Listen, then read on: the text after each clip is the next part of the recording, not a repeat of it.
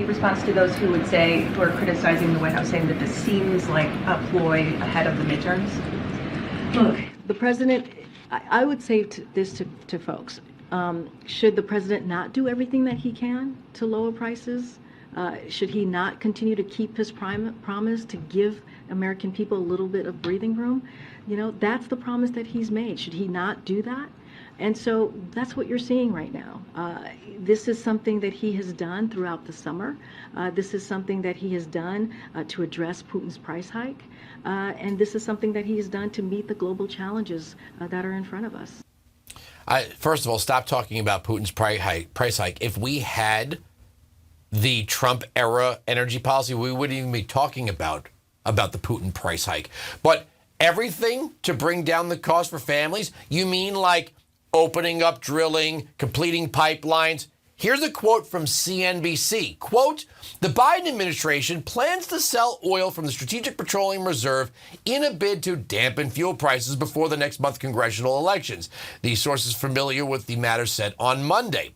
President Joe Biden's announcement is expected this week as part of the response to Russia's war in Ukraine, one source said.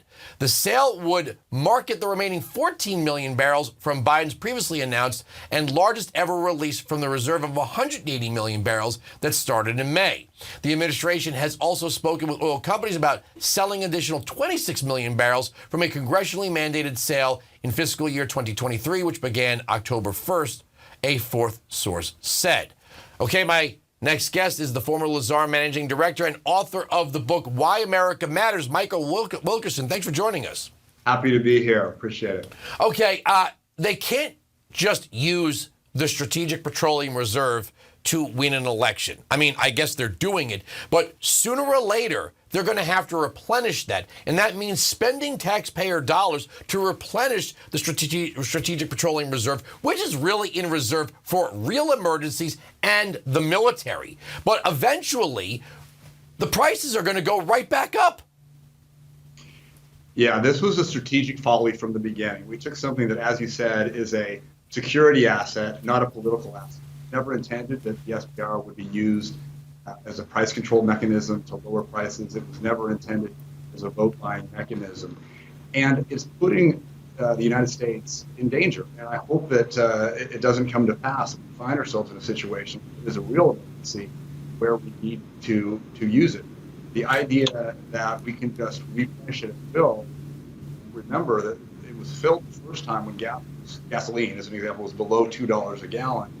Now, gas price is well above that, still up some 18% over a year ago, notwithstanding the fact that prices are down in the last few weeks. It was a bad decision to begin with. The amazing thing is, it sounds like they're doing this just to get through the midterm so they could say they have a mandate to continue the transition. And I think we all know that lithium extraction is no more environmentally friendly than oil extraction with these giant man-made, goop pools they have to make where they basically use hydraulic fracking. They send the lithium up into this man-made lake, which is enormous, and then they use an evaporation process to sort of create this sludge that becomes batteries, and about a tablespoon of it goes into your cell phone. It's buckets to run an automobile. And to think that major metropolitan cities like New York and LA are going to be run on wind and solar is nonsense. We need oil and natural gas. These are natural resources.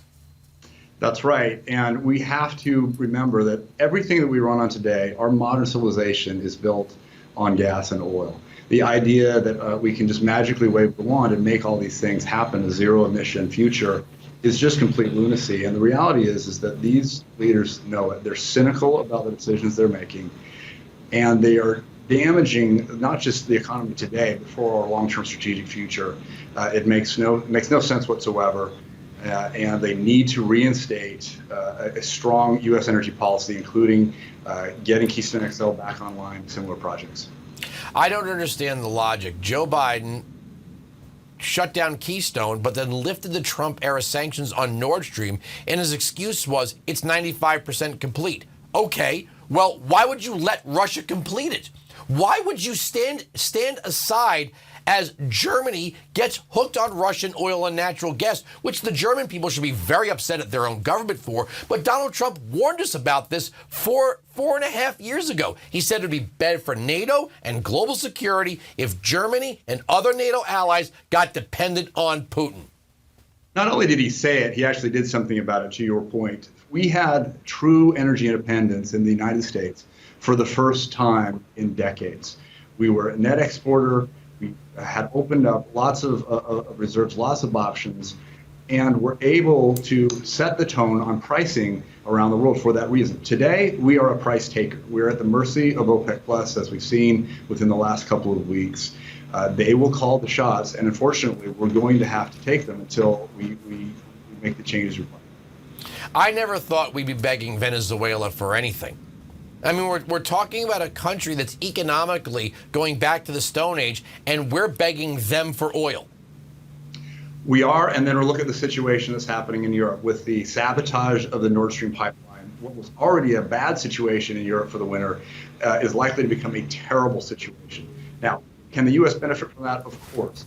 Does it make sense? No. I think we have to be very, very careful at this moment because energy is driving inflation. We've had some relief in the last couple of months on energy. Yes, it's true. But of course, energy feeds everything else. So the continued inflation that we've seen, 7 months of 8+% inflation, means that it's here to stay. So gone is the talk of transitory. We now have to think about what does it mean to live in a world where prices are rising 8, 10, 12% a year. And of course, the CPI numbers themselves underrepresent what Americans are actually experiencing. So I think you're 100% right. I think it's shameful that we have to go cap in hand to Saudi Arabia and to Venezuela, begging for them to turn on the spigots when we have our own capabilities here, when we can get American workers on American projects generating American oil. You know, to upend the logic from the movie Scarface, we should be getting higher in our own supply. And not only that, we should be building refineries. We've built one refinery in 45 years. So this is the issue. It's not do we have the crude, we have that capacity. We don't have the refining capacity. This is something that CEO of Chevron and others have been on about for quite some time. You've hit the nail on the head. We have to reinvest in refining. How is that going to happen when ESG is preventing large corporations, banks from lending into these multi-billion-dollar projects? If you can't get project finance, if you can't get debt lending, you can't build these sort of multi-year projects that are very high on the risk scale. But right now, most of these banks, big banks, are stepping away saying, no, we can't do this, we can't invest. We don't want the woke mob coming after us in our shareholder meetings. We have to get back to common sense logic around sustaining our economy with fuels that we know work today. Let's keep pursuing a utopian future. I'm all for it. But right now, it doesn't exist. It's not possible.